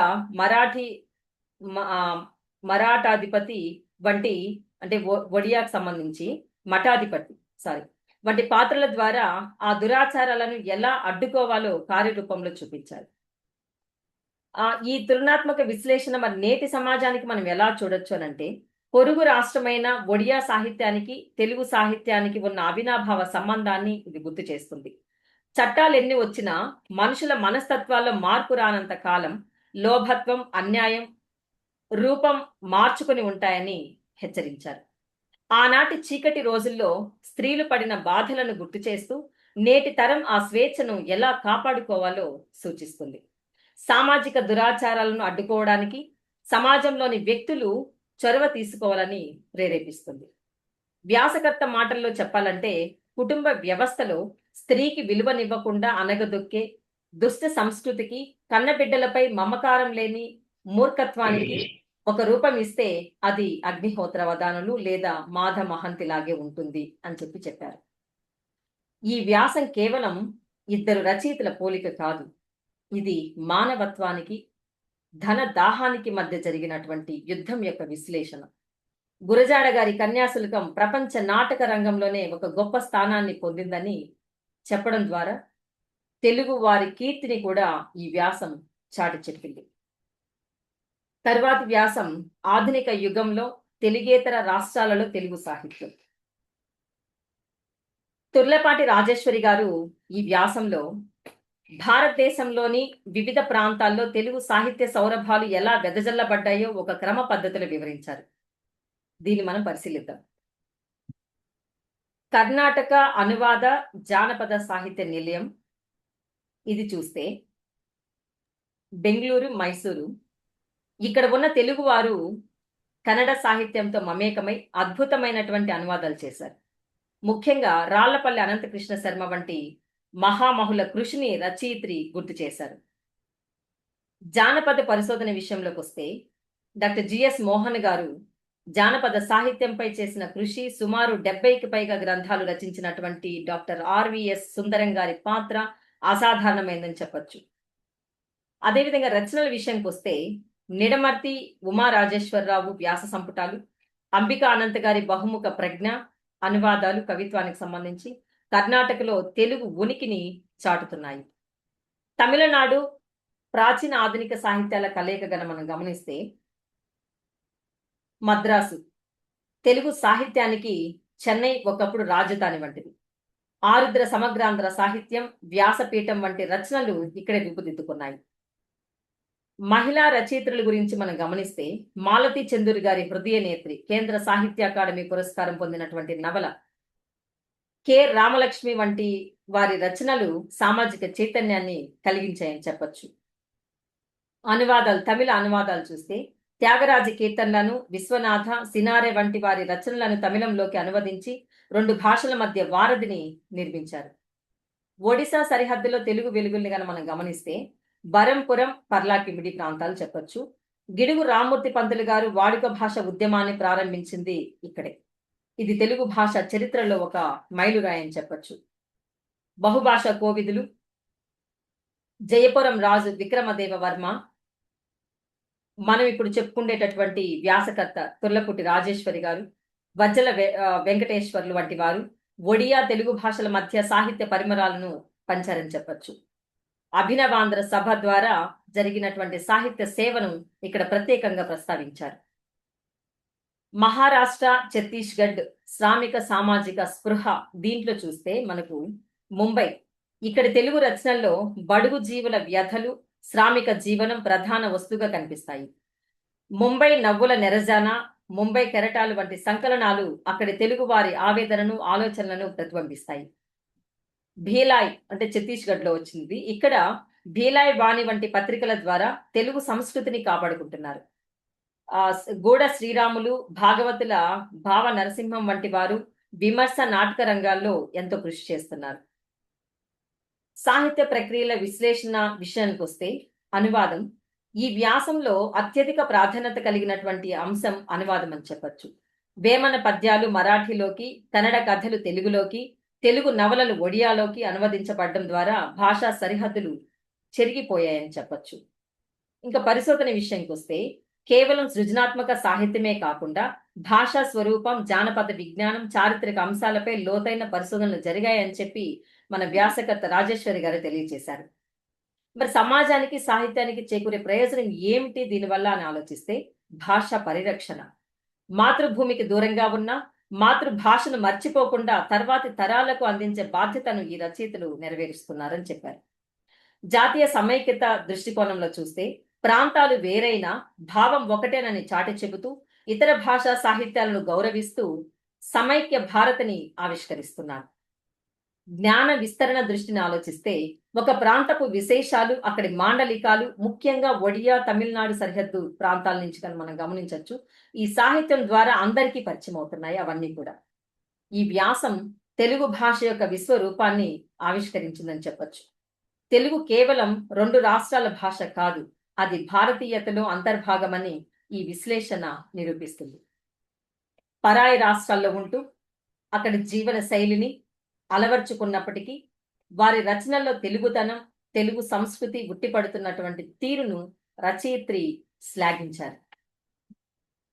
తర్వాతి వ్యాసము జాతీయోద్యమంలో ఒడిశాలో తెలుగు మహిళలు. ఈ అంశంపై రచయిత్రి తుర్లపుటి రాజేశ్వరి గారు చేసినటువంటి ఒక అద్భుతమైనటువంటి పరిశోధనాత్మకమైనటువంటి రచనగా మనం దీన్ని చూడొచ్చు.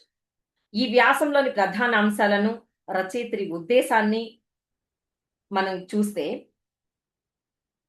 భారత స్వాతంత్ర సంగ్రామంలో ప్రత్యేకించి ఒడిశా ప్రాంతంలో నివసించినటువంటి తెలుగు మహిళలు చేసిన అసమాన త్యాగాలను కళ్ళకు కడుతుంది. నాటి ఉమ్మడి మద్రాసు రాష్ట్రంలోని గంజాం, కోరాపుట్ వంటి ప్రాంతాలు తర్వాత ఒడిశాలో భాగమయ్యాయి.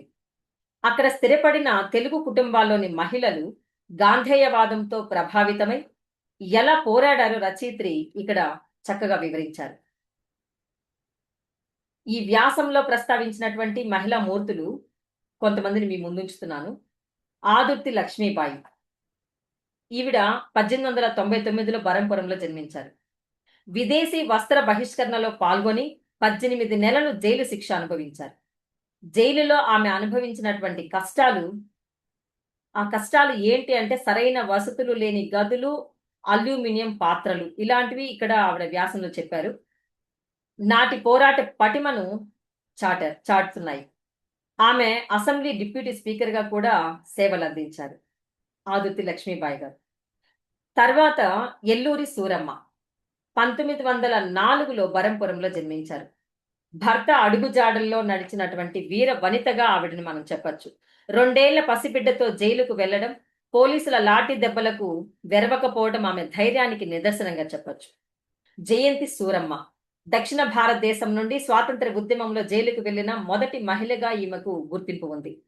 ఈమె కుటుంబం అంతా కూడా అంటే పిల్లలతో సహా ఉద్యమంలో పాల్గొనటం విశేషం.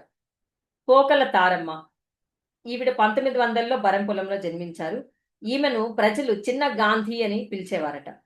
14 ఏళ్ల పాటు జైలు శిక్ష అనుభవించి కఠినమైన సి క్లాస్ జైలు జీవితాన్ని గడిపారు. ఇందిరాగాంధీ చేతుల మీదుగా తామ్రపత్రం కూడా వీరు అందుకున్నారు.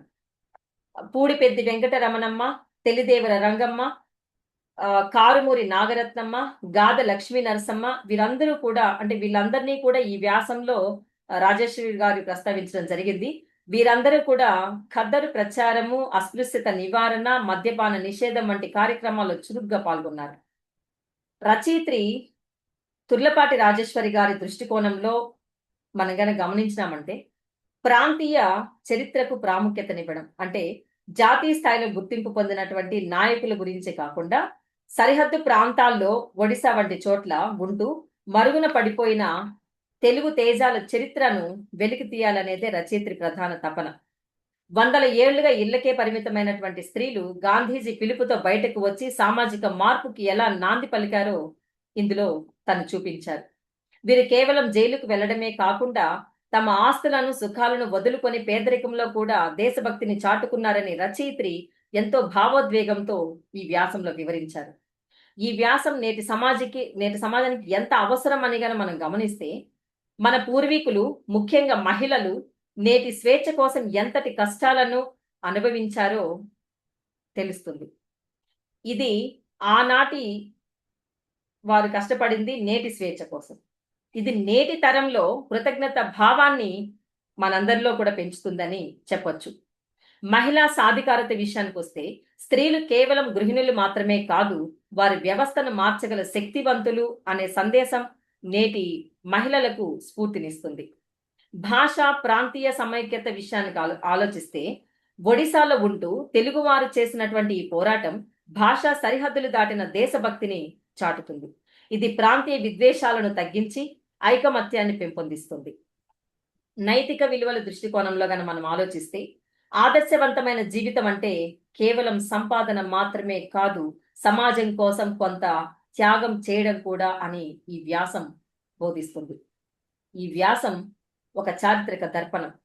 ఆనాడు జైళ్లలో వారు అనుభవించిన నరక యాతనను ఎత్తండిరా జెండా వంటి పాటల ద్వారా వారు పొందినటువంటి ఉత్తేజాన్ని అంటే మహిళలు పొందినటువంటి ఉత్తేజాన్ని రచయిత్రి చాలా విశ్లేషణాత్మకంగా ఈ వ్యాసంలో వివరించారు. మన తెలుగు మహిళల వీర గాథలను భవిష్యత్ తరాలకు అందించడంలో ఈ వ్యాసం కీలక పాత్ర పోషించిందని మనం చెప్పొచ్చు. యువశ్రీ గారు ముగించండి. ఇంకా ముగించమంటారా సార్? సమయం అయింది, ఒక 5 నిమిషాలు తీసుకోండి. మొత్తము ఇందులో ఈ పుస్తకంలో వారు రాసినటువంటి వ్యాసాలు దాదాపు 21 వ్యాసాలు ఉన్నాయి. అయితే ఇప్పుడు మీ ముందు నేను 15 వ్యాసాలను మాత్రమే నేను పెట్టడం జరిగింది. అయితే ఈ పుస్తకం గన దొరికితే అందరూ చదవాలని కోరుకుంటున్నాను. ఇంకొక విషయం ఏంటంటే ఈ వ్యాసాల్లో ఏవైతే రచయిత్రి గారు పొందుపరిచారో, ఏ విషయాలనైతే పొందుపరిచారో వాటికి సంబంధించినటువంటి నేపథ్యాన్ని కథలు కావచ్చు, కవిత్వం కావచ్చు, ఈ మహిళలకు సంబంధించినటువంటి విషయాలు కావచ్చు, ఏవైనా సరే అవన్నీ కూడా పాఠక లోకం అంటే సాహితీ లోకం అంతా కూడా చదువుకొని ఆ జ్ఞానాన్ని సంపాదించుకుంటే ముందు తరాల వారికి కూడా మనం అందించగలుగుతామని చెప్పి నేను విశ్వసిస్తూ ఉన్నాను. చాలా మంచి విషయాల్ని నేను ఈ పుస్తకాన్ని నాకు అందించినటువంటి రచయిత్రి గారికి, నాకు ఈ అవకాశాన్ని కల్పించి ఈ పుస్తకం చదివే అవకాశాన్ని కల్పించినటువంటి గురువు గారికి, రాచపాలెం చంద్రశేఖర్ రెడ్డి గారికి, ఇక్కడ నా మాటలు విన్నటువంటి మీ అందరికీ కూడా మరొకసారి హృదయపూర్వకంగా ధన్యవాదాలు తెలియచేసుకుంటూ, నన్ను ఈ వేదిక మీదకి ఆహ్వానించినటువంటి అధ్యక్షుల వారికి కూడా మరొకసారి మనస్పూర్వక ధన్యవాదాలు తెలియచేసుకుంటూ సెలవు తీసుకుంటూ ఉన్నాను. ఓకే, ధన్యవాదాలు యువశ్రీ గారు. మంచి ప్రసంగం చేశారు. చాలా ప్రశాంతంగా రేడియోలో విన్నట్టుగా ఉంది మీ వాయిస్. అంతా హ్యాపీగా మాట్లాడారు. సంతోషం. పర్లపాటి రాజేశ్వరి గారి వ్యాసాలు మేము చదవలేదు, కానీ ఇంక చదివే అవకాశం రాలేదు, అవసరం పడలేదు, తెలియదు నాకు. అయితే వారి విమర్శన దృక్పథాన్ని మాకు చాలా స్పష్టంగా తెలియజేశారు. కవుల నుంచి, కథకుల నుంచి, అలాగే భాషా సేవకుల నుంచి, ముఖ్యంగా ఇతర రాష్ట్రాల్లో జరుగుతున్న పరిణామాల గురించి చాలా మంచి విషయాలు చెప్పారు మీరు. మీకు ప్రత్యేకంగా అరసం తరపున మరొకసారి ధన్యవాదాలు తెలియజేస్తూ, ఇప్పుడు ఏవైనా అడగాలంటే అడగచ్చు. ఒక 10 నిమిషాల లోపు చర్చ ముగిస్తాం. ఈశ్వర్ రెడ్డి గారు ఆ ఆ, రమణయ్య గారు చెప్పండి. ఎలా ఉన్నారు? బాగున్నాం. ఈ ప్రసంగానికి మీకు సంబంధించి ఏమంటే మాట్లాడండి. ఆ ఆ వ్యాసాల పుస్తకం కావాలి. ఆమె ఎట్లా దానికి ఏంది దారి? ఒకసారి విషయాలందరూ ప్రయత్నం చేయండి, ఉమ్, లేదా గ్రంథాలయాల నుంచి జిరాక్స్ తీసుకోండి. అవునా? ఉమ్. ఆమె ఆ రాజేశ్వరి గారి ఫోన్ నంబర్ ఉంటే కాస్త చెప్పగలిగితే ఆమెను అడుగుతాము ముందు. ఓకే, ఒకసారి ఏమండి యువశ్రీ గారి ఫోన్ నెంబర్ ఉన్నదండి వారిది? ఉంది సార్, నాకు మన సార్ వాళ్ళు ఇచ్చారు. ఈ పుస్తకంలోనే నాకు రాసి పంపించినట్టున్నారు మేడము. చెప్పనా సార్ నెంబర్ ఏమన్నా?